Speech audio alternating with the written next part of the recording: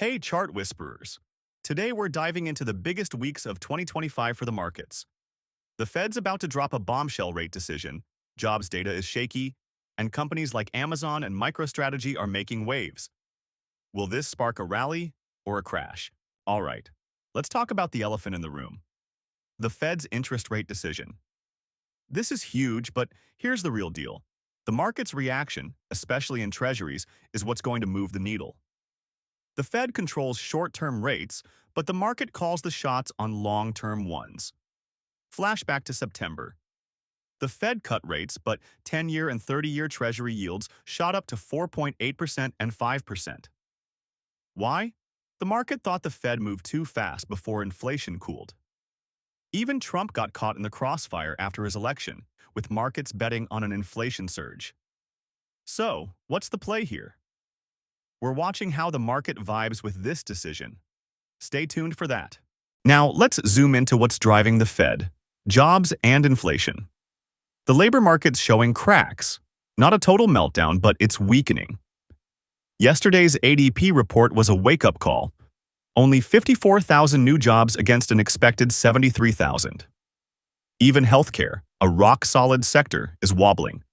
Probably because Trump's policies are hitting pharma and healthcare stocks hard. The Fed's on high alert. Powell's made it clear, jobs are their top priority now. Rate cuts are pretty much locked in. But here's the catch. Next week's inflation data could mess things up. If inflation spikes, especially in services, and we're expecting a temporary goods bump from tariffs, we might see a repeat of September's Treasury yield surge. For this to work, we need jobs data to stay May.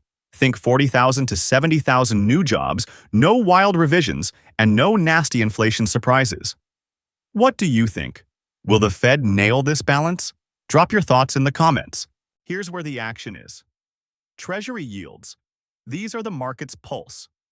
Right now, 10-year yields are down to 4.16% from 4.8%. And 30-year yields dropped from 5% to 4.85%. That's a green light. Falling yields mean the market's starting to believe inflation's cooling, giving the Fed room to cut rates. Why's this matter? Lower yields could spark sectors like housing. Mortgage rates are tied to those 10 and 30-year treasuries. But if yields stay high, we're in trouble. Keep your eyes on this chart, folks. It's telling us more than the headlines. Now, let's get into some drama. Trump fired Fed Governor Lisa Cook, and she's not going quietly. She's threatening to sue. He's already named her replacement, someone from the White House who swears they'll be impartial. Yeah, right. This is raising big red flags about the Fed's independence. The Treasury market hates political meddling, and if they think Trump's pulling strings, yields could spike again, signaling inflation fears. Remember, the U.S. isn't like other places. Institutions like the Fed or Supreme Court can push back. But this White House-linked replacement, it's got markets nervous. What's your take on this mess? Let me know below. Let's switch gears to company news. First, Broadcom.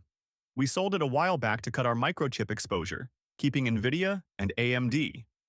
Bad call. Qualcomm's been outshining NVIDIA lately. But Broadcom's killing it. Sales hit $15.95 billion, beat $15.83 billion. Earnings at 1.69, beat 1.66, and AI sales at $5.2 billion, beat $5.1 billion. They're projecting $17.4 billion for Q4 with 67% EBITDA. Oh, and they landed a $10 billion order, likely from OpenAI for custom chips. That's huge, but dinged NVIDIA and AMD a bit. Don't worry. The AI pie's growing fast and there's room for all. Amazon finally woke up with a 4% jump yesterday. They've been sleepy at 6% year-to-date, but two big wins. Their tie-up with Anthropic, OpenAI's rival, which just hit a $180 billion valuation, means more demand for Amazon's servers. Plus, their Starlink-like satellite system scored a deal with JetBlue for in-flight internet.